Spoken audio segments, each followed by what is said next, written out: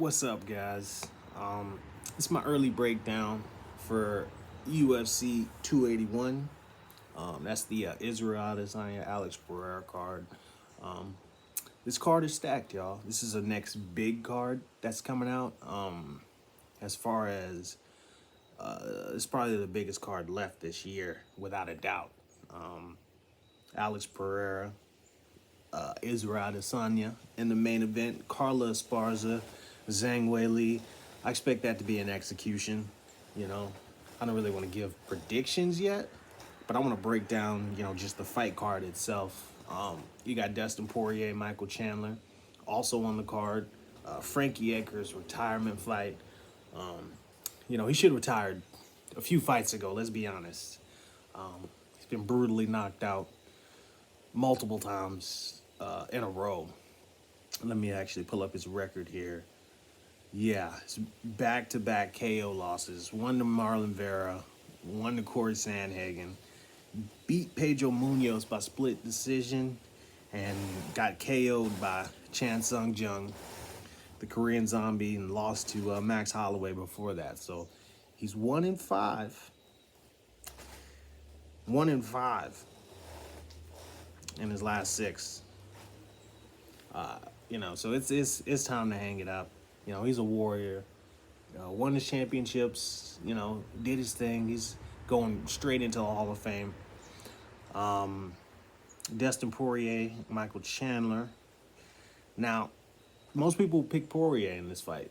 Most people are picking Poirier in this fight, and I understand why. He's a cleaner guy for sure, but man, Michael Chandler got that bazooka. You play with him if you want to. You're going to be going straight to the Shadow Realm. Okay, express bus ticket. All right. Let's see. Dan Hooker's coming back. He's fighting some guy I've never heard of, which is great for Dan Hooker. Great for Dan Hooker because he needs this kind of guy. He's been fighting killer after killer after killer.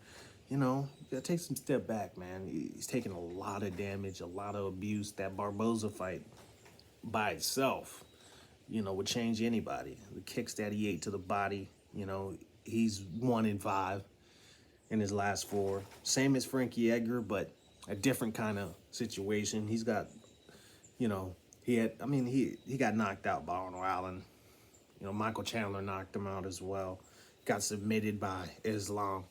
So he's been finished a lot, but I think that, this is the kind of guy that he can look good against. Brad Riddell coming back against Renato Moicano. That's a good fight. Dominic Reyes fighting Ryan Spann. I like that fight as well. Ooh, the meatball Molly McCann is back. She's on a run, an absolute run. Knocking all of these girls out. But she's fighting Erin Blanchfield, who I believe is a wrestler. So she's just going to be looking to, take her down and, lay on top of her and take all the excitement out of it. So I don't think that's going to be an exciting fight. But if Meatball can pull it off, she's getting a high-ranked opponent next for sure. But I just think it's going to be tough, man, because this girl's not going to strike with her. She's going to be, chasing singles. Carlos Ulberg versus Nikolai Negumereanu. Okay. That should be a war.